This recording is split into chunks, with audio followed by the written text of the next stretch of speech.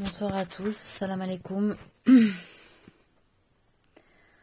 Bon, je passe pas des journées hyper faciles en ce moment, hyper terribles, je l'avoue. C'est pas ni de tout repos, ni le pur kiff. Mais je voulais continuer un petit peu sur ma lancée parce que il y a des choses qui sont dures à digérer. Et notamment sur le fait que j'ai réalisé que beaucoup d'hommes, de croyants, ont oublié que Dieu a donné un modèle de construction de société qui est le couple. Quand il a fini de créer la terre, il a dit voilà, on va mettre sur la terre, bon, on va pas parler des djinns, c'est bon, on va parler des humains, et le premier c'est Adam, alayhi salam, paix sur lui, en français, qui a été créé. Ok ? Donc un homme. Voilà. Il n'a pas commencé par créer des maisons. Il n'a pas commencé par créer, je crois, les animaux. Je crois que les animaux sont venus après et il a appris le nom des animaux à Adam. D'accord ? Et en deuxième temps, il a créé la femme d'Adam, alayhi salam, Hawa, Ève. Et c'est tout. Voilà, l'homme et la femme. Il n'a pas créé de frères, de sœurs, de parents, de mères, de pères, d'oncles, de tantes, rien. Il est parti du couple. L'homme et la femme, point. Voilà. Et une fois qu'il y a l'enfant qui est né, issu de ce couple, on appelle ça en biologie la famille nucléaire. Comme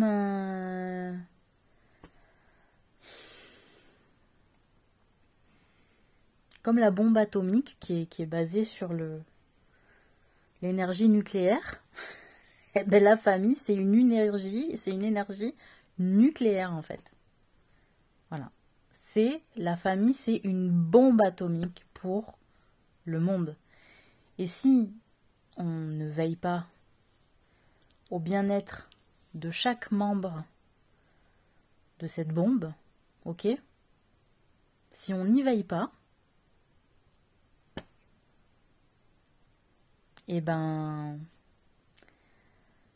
ça peut faire et avoir un impact sur ce qui nous entoure, sur les autres, sur les proches, même sur les animaux, sur les plantes, selon ce qui s'y passe dans cette bombe, la manière dont elle va s'épandre sur la Terre, ce qu'elle va emmagasiner comme énergie. Est-ce que ça va être de l'énergie bienfaitrice? Est-ce que ça va être de l'énergie malfaitrice? Est-ce que quelles informations, quelles relations je vais développer avec le monde? Est-ce que c'est des relations positives ou négatives? Est-ce que je vais être une source de bien-être pour les autres ou une source de mal-être pour les autres? Et on est tous des bombes en puissance en fait, les uns pour les autres. Cette influence qu'on a, les uns envers les autres, oui, elle a l'influence d'une bombe dans le sens où, par exemple, moi dans ma vie, je me suis pris des coups. Mais ça m'est arrivé de me prendre des coups physiquement, mais beaucoup plus rarement, d'accord, que les coups émotionnels, les coups moraux qui m'atteignent au niveau de mon moral, de mon bien-être interne, de mes émotions. Ok? C'est des coups, d'accord? Les coups, que je vais appeler les coups émotionnels, ok? Les coups émotionnels. Les coups qui te détruisent à l'intérieur, en fait. Qui te saccagent ton estime de toi. Qui te met à mal dans ton identité. Qui met à mal la croyance en toi, ta confiance en toi, parfois ta foi aussi en la vie, ok? En te disant qu'est-ce qu'elle va être ma vie. Moi je me souviens quand j'avais 18, 20 ans, 21 ans, j'avais un très mauvais pressentiment sur ce qu'allait être ma vie. J'avais un mauvais pressentiment. Et ça me stressait. Les gens me disaient mais t'es jeune, t'inquiète pas, etc. Et je sentais qu'il y avait des choses qui n'allaient pas fonctionner. Et bingo, il y a plein de choses qui n'ont pas fonctionné. Mais, grâce à Dieu, dans la difficulté, j'ai appris à accepter la réalité qu'il m'était donné de vivre avec le bon et le mauvais. Entièrement. Parce que j'avais déjà goûté à des formes de mauvais avant et que je les avais acceptées aussi. Ça m'avait pas mis en colère, je patientais. Je sentais bien que je n'avais pas vraiment la possibilité d'agir, de pouvoir avoir un impact sur ma réalité. Et donc, comprenant que je ne pouvais pas avoir un réel impact sur ma réalité, parce que quand on est enfant, pré-ado, ado, c'est compliqué d'avoir un impact sur sa propre réalité. Ça va dépendre de l'école, ça va dépendre de la famille dans laquelle on est, de comment fonctionne cette famille, des règles de conduite, des relations, du modèle aussi de vie, des valeurs développées au sein de cette famille, etc. Et donc il faut s'adapter. Voilà, l'intelligence, c'est de s'adapter à la situation pour en tirer le meilleur profit. Et le meilleur profit, c'est quoi? Pouvoir survivre. Voilà, pouvoir juste survivre, sortir la tête de l'eau et continuer d'avancer. En se disant, où est-ce que tout ça va me mener? Bon, voilà, là je sais un peu plus où ça m'a mené. Donc c'est amer. C'est assez amer. Mais, alhamdoulilah. Voilà, merci Dieu. Parce que je sais qu'il y a pire ailleurs, que je ne suis pas la plus à plaindre. Et que peut-être moi, ce qui m'arrive ou ce qui m'est arrivé, ça peut servir à d'autres. Et que ça peut impulser d'autres personnes à peut-être réfléchir différemment et à digérer le négatif pour en faire du positif en fait. Voilà. Après, je vous avoue, à force, il y a une fatigue qui est là. Une fatigue. Et en fait, la seule force dans laquelle j'arrive à tirer de l'énergie, c'est en Dieu, en Allah, puisque j'ai choisi l'islam comme religion. Et il n'y a que lui qui me motive en fait, parce que les sources de motivation en ce moment pour moi elles sont bien pauvres, mais voilà, il y a aussi peut-être le fait d'arriver et de simplifier la vie. Je sais pas La seule chose dont je suis sûre, c'est que, et que j'ai réussi, je dirais, c'est à être fière et en accord avec mes valeurs. Je me sens en cohérence avec qui je suis. Voilà. Je me sens en cohérence avec qui je suis et ce que je suis, ce que j'ai choisi d'être, les valeurs que, même si elles sont difficiles à défendre, les valeurs que j'ai choisi de défendre, elles sont importantes pour moi.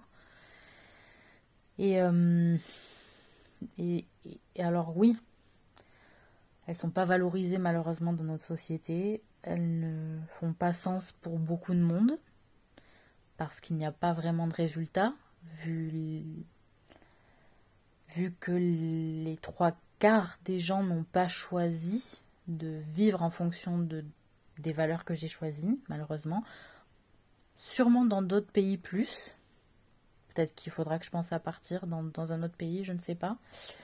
En tout cas, en France, malheureusement, on est très très très malmené quand on est dans un mode de défense, de valeur, de droiture, de véracité, de respect, de bienveillance, de non-jugement aussi, parce que la France, je pense qu'on est spécialiste du jugement, hein.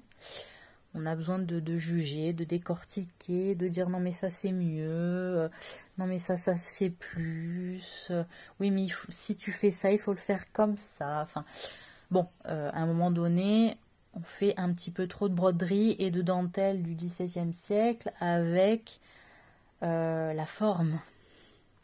Avec la forme et on ne travaille pas assez le fond. Il me semble quand même que dans les sociétés anciennes, les gens avaient beaucoup plus de finesse, de respect et de bienveillance envers les sentiments et la nature des différents individus. Aujourd'hui, on n'a plus du tout de respect pour la nature et les sentiments des différents individus. Donc on a rétrogradé, hein, vraiment, on a vraiment rétrogradé en termes humains. Depuis qu'on a commencé à parler d'humanisme, ben voilà, le mot est sorti, du coup il n'existe plus dans les rapports sociaux humains. Voilà, il suffit de nommer pour que le fait social n'existe plus. C'est merveilleux, je me régale. Donc voilà, on me dit bienvenue dans ce monde, bienvenue dans ce monde. Et moi je dis, et vous continuez donc à faire des enfants dans ce monde. Vous êtes plus croyant que moi. Vous avez plus la foi que moi, sans doute. Donc voilà, je me dis donc pas d'inquiétude, alors continuons à faire ce pourquoi apparemment nous pensons que nous sommes faits, c'est-à-dire des enfants. Mais nous faisons donc des enfants pour en faire quoi? Voilà, pour en faire quoi? Qu'est-ce qu'on va en faire de ces gens-là si on oublie qu'ils sont faits d'émotions, qu'il faut aussi les nourrir intellectuellement, qu'il faut aussi les nourrir émotionnellement, qu'il faut leur porter attention, de la vraie attention, et qu'on les fait pas juste par ego, pour dire aux gens, oui, j'ai des enfants, comme je te comprends, oui, je suis maman, comme on se comprend devant l'école. Voilà. Alors que finalement, peut-être qu'intérieurement, on n'était pas prêt. On n'était pas préparé parce qu'on a fait plus des enfants pour des raisons qui ne sont pas légitimes à faire des enfants. On peut se dire, bon, les gens avant, ils faisaient des enfants comme ça parce qu'ils étaient obligés, il n'y avait pas de contraception, etc. Là, maintenant, on a le choix. Donc, on fait des enfants. Mais bon, finalement, ils sont beaucoup perturbés, il y a beaucoup de handicaps qui se développent, et pas par hasard, hein, soyons clairs, ça n'arrive pas par hasard ces handicaps-là. Voilà. Donc, s'il y a des TDAH, AH, ou s'il y a de l'autisme, beaucoup, qui se développent de plus en plus, à un moment donné, faut être conscient aussi de l'impact qu'on a de l'impact qu'on a, de ce qu'on porte. Et je pense qu'il faudrait, par exemple, à l'école, faire déjà au lycée du droit, de manière obligatoire, hein, puisque nul n'est censé ignorer la loi plus que les mathématiques, par exemple, ou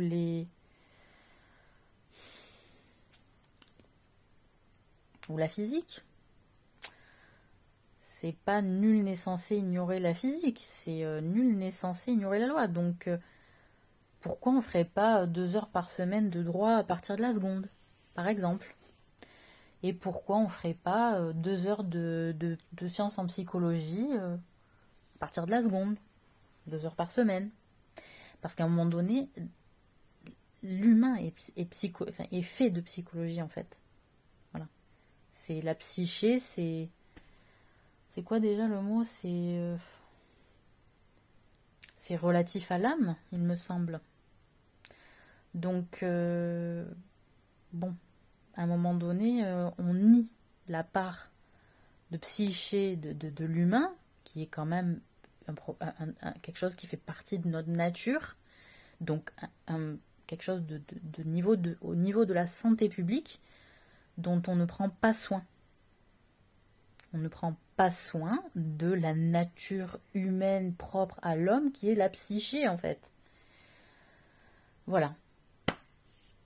Donc, il y a des gens qui font perpétuellement, depuis une quinzaine d'années, une forme de guerre socio-économique mentalisée, hein, et qui en payent le prix, physiquement, moralement, émotionnellement. Et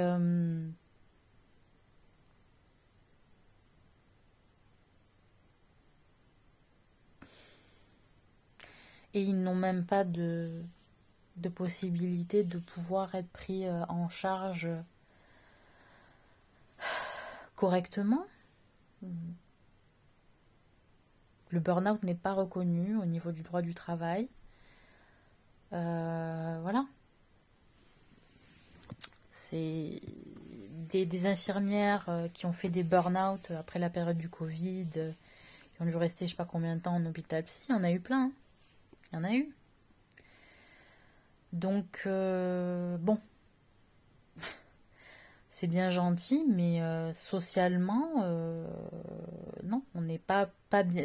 On n'est pas. Enfin, la France n'est pas le meilleur pays en termes d'État-providence, hein, soyons clairs. Et on ne prend pas soin de ses habitants. En France, on est souvent humilié. Hein, quand je regarde le nombre de fois où les professeurs qui passent le CAPES, le nombre de fois qu'ils doivent le passer pour réussir ce CAPES, c'est au minimum 3 fois, souvent. Au minimum 3 fois. C'est humiliant au niveau moral. On a une culture de l'humiliation quand même en France. Quand on voit que dans les grandes écoles, l'ABL, Sciences Po, l'ENA, etc., on commence avec des notes à 4, à 3. Quand on a un 5, on est content. Je me dis, ouais, on est dans la culture de l'humiliation en France. Quand on voit que dans d'autres pays, pour tel ou tel travail, même boulanger, le salaire est meilleur et moins taxé, on se dit pourquoi la France, comment on s'en sort? On est hyper taxé, on est moins bien payé. Et en plus, il y a de plus en plus de privatisation des services publics. Donc il y a une perte sèche de notre pognon, quelque part. Et c'est humiliant de travailler plusieurs années de sa vie à des salaires bas. Ça n'arrange rien à l'estime de soi-même. C'est pour ça aussi que les gens, il y a un manque à gagner au niveau du travail, que les employeurs ne trouvent plus de salariés. Parce que les gens ne veulent plus être humiliés, ne veulent plus servir de chair à pâté pour les patrons qui font construire des villas à droite et à gauche, ou qui mettent à gauche dans des banques privées ou aux îles Caïmans. Je veux dire, à un moment donné, waouh quoi, waouh, le respect de l'effort des bras, du respect de l'effort de la répétition, de l'effort mental aussi, à accepter la répétition de certains boulots. Voilà. On a gardé une culture de l'humiliation, de rabaissement, avec, j'en passe dans les grandes écoles, hein, même de médecine, avec les bizutages, les choses comme ça. Culture aussi de l'orgie sexuelle aussi, dans certains milieux. Hein. On va être dans l'humiliation. Voilà. Bon. C'est une culture. Je pense qu'on n'a pas, grâce à ça, une très très belle image dans le monde. Et comme je les comprends. Comme je les comprends. On a vraiment, vraiment, vraiment plus de quoi être arrogant de notre passé. Par notre passé. Par notre passé, soi-disant des lumières, mais qui nous ont plus apporté l'obscurité depuis. Voilà.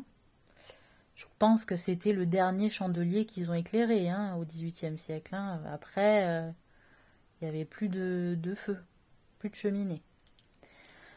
Donc voilà. À un moment donné, c'est hallucinant. On n'a jamais autant développé d'écoles et de diplômes.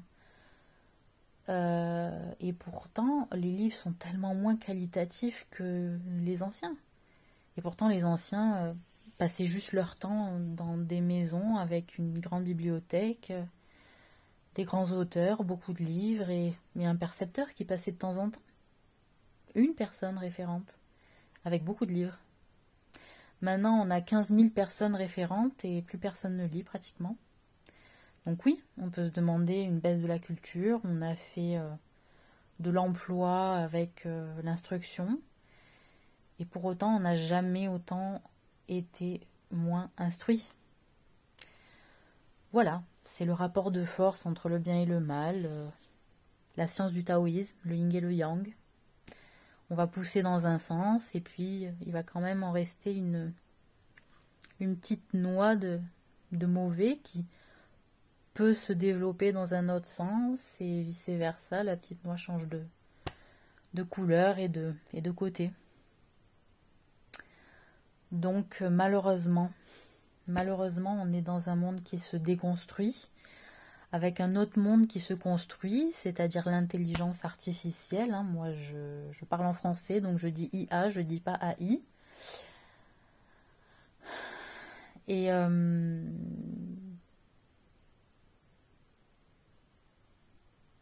en fait, ce qui me nave dans cette histoire, c'est qu'il faut bien se rendre compte que si Dieu autorise l'intelligence artificielle, c'est bien parce que l'humain a échoué dans la notion d'intelligence. Donc il passe le relais aux machines. Voilà. C'est la conclusion que j'en ai tirée. Pourquoi Dieu accepte qu'il y ait des hommes qui investissent autant d'argent et qui préviennent le monde, qui disent faites des lois parce que vraiment ça risque de mal se passer pour les humains, hein, vraiment. Hein. C'est énorme. J'ai posté un article, des photos d'un article où on lit que les grands Elon Musk et d'autres qui investissent dans l'intelligence artificielle préviennent les hommes politiques en disant mettez des lois en place, qu'on les intègre dans l'intelligence artificielle pour qu'il y ait des garde-fous. Qu'il y ait des garde-fous de cette intelligence artificielle. Parce qu'on est en train d'ouvrir la boîte de Pandore. Alors ça fait longtemps qu'on a ouvert la boîte de Pandore, mais on l'a ouverte. Et on continue de l'ouvrir. En fait, là, on nage dedans. Hein. On est dans un océan de Pandore. Donc, voilà. La conclusion que j'en ai tirée, c'est tout simplement, l'homme a échoué dans son représentant, parce que Dieu a été choisi, l'homme a été choisi par Dieu, pour être un intérimaire en fait sur la terre, c'est-à-dire je te prête la terre, mais tu me la rends après et je vais voir comment tu vas me la rendre. C'est toi qui as choisi la mission de distinguer entre le bien et le mal et d'être un juge sur terre. Je te donne cette mission-là, je vais voir ce que t'en fais. C'est ça en fait ce qu'il a dit Dieu à Adam. Et sur lui, il a dit voilà ton boulot. Débrouille-toi avec ta vie, avec ton destin. C'est toi qui dois gérer et régler entre le bien et le mal sur terre. Bon, là il autorise le développement de l'intelligence artificielle. Mais pourquoi ? Parce que nous avons échoué dans notre job. Donc il va filer le boulot à quelqu'un d'autre. Il va se dire, bon, les humains, ils sont négués. Donc on va faire que d'autres humains, ils créent une intelligence machine qui va prendre le relais parce qu'ils sont bidons. Et on verra bien. En fait, quelque part, il nous met il nous met un gros enjeu. Il va dire, bon alors, est-ce qu'ils vont se débrouiller de se sauver, les humains face aux machines, ou ils vont continuer de se néguer? Parce que ce qu'on est en train de faire en détruisant la Terre, c'est on est en train de se néguer nous-mêmes. On va dans la mer et on n'apprend pas à nager. Ou alors, on met de la soupe dégueulasse dans la mer et on se dit on va aller se baigner. En fait, on fait n'importe quoi, d'accord? C'est comme on me prête une maison, comme vous prêtez ou vous louez une maison à quelqu'un, et vous lui dites c'est chez toi, t'en prends soin. Le mec, il fait n'importe quoi, dawa quoi, tu vois, il fait caca sur les murs, il met plein de sachets partout. Enfin, quand tu rentres dans une maison où c'est quelqu'un qui va pas bien dans sa tête, qui est clochard, où il y en a partout, où t'as l'impression qu'il a pas fait le ménage pendant 1 an et demi, tu sais, eh ben nous, c'est ce qu'on fait avec la Terre. On est des psychopathes. On est des gros psychopathes. Voilà. On nous a prêté un habitat de fou, de l'eau pure, des beaux animaux, de l'intelligence si on sait observer les choses, de la beauté, plein de couleurs, plein de fleurs de différentes sortes. Non, les gens ils vont faire de la sorcellerie avec les plantes, quoi. Ok, ouais, j'ai trouvé un truc, les gars. Ah ouais, c'est quoi? Je veux son château à elle, à lui. Putain, je vais tout faire pour y arriver, quoi. Je veux son territoire, quoi. T'as pas autre chose à foutre, en fait. Bon, chacun canalise son ennui, d'accord? Chacun sa méthode. Mais, à un moment donné, stop. On arrête, quoi. On souffle. Faut souffler. Dire qu'est-ce qu'on fait avec cet habitat. Est-ce que je vais rendre la terre à Dieu? Il va voir, il va dire, ah ouais, mais en fait, tu te moquais, tu te foutais de la gueule du gros clochard, en fait, qui a fait n'importe quoi avec la baraque que tu lui as passée, mais t'as fait pareil. Vous êtes des millions de personnes à avoir fait pareil avec la terre que je vous ai passée. Pourtant, elle était propre, il y avait de l'espace, il y avait de quoi vous disperser correctement. Qu'est-ce qui s'est passé? Faut se préparer à ce genre de questions, pourquoi? Bon, je parle pas aux non-croyants parce qu'ils se préparent pas à ce genre de questions. Peut-être que, quelque part, au fond d'eux, cachés, ils s'y préparent quand même, on sait jamais. Mais voilà, à un moment donné, tous ceux qui sont croyants en Dieu se disent, enfin il faut se poser, disent, ouais c'est vrai que j'ai fait avec ça. Voilà, c'est un peu le type de question, voilà. Qu'est-ce que j'ai fait de ma femme? Tu m'as donné une femme, Dieu, qu'est-ce que j'en ai fait? Ouais, qu'est-ce que t'as fait de la femme que je t'ai donnée? Qu'est-ce que t'as fait des enfants que je t'ai donnés? Ben du caca, je leur ai fait caca dessus. Voilà, hein? On fait caca sur la femme, on fait caca sur les enfants, on fait caca sur les animaux, on fait caca sur la nature, hein? Voilà, on est dans... Et d'ailleurs, on le voit, y a des statues en bronze, je crois, qui ont été exposées dans un jardin en Corée du Sud, où des enfants font caca. Et je crois qu'elle est très explicite, cette expo, enfin, c'est dans un jardin. C'est de dire, ouais, on est des enfants qui font caca. On est arrêté à ce stade-là, au stade anal, vous voyez, le stade anal, c'est très très mal passé pour beaucoup d'entre nous, je pense. Parce qu'aussi, il y a beaucoup de personnes qui sont passées peut-être par notre anus à un âge où il ne fallait pas y passer et que c'est pas que du caca qui est passé. Donc je pense qu'à un moment donné, effectivement, ça joue et que on reste au niveau du stade anal. Donc on fait beaucoup de caca. Voilà, je vous laisse sur cette réflexion. Et ouais, donc ce que vous voyez sur le mur, ne vous inquiétez pas, c'est pas un alien, ok? C'est pas un martien, ok les gars? C'est les deux flammes de bougie là qui sont dans la grande, ok? Voilà, et qui dansent avec la réflexion de mon portable. Enfin bon bref, j'en sais rien, peut-être qu'il y a un physicien qui expliquerait ce phénomène. Voilà, bonne soirée.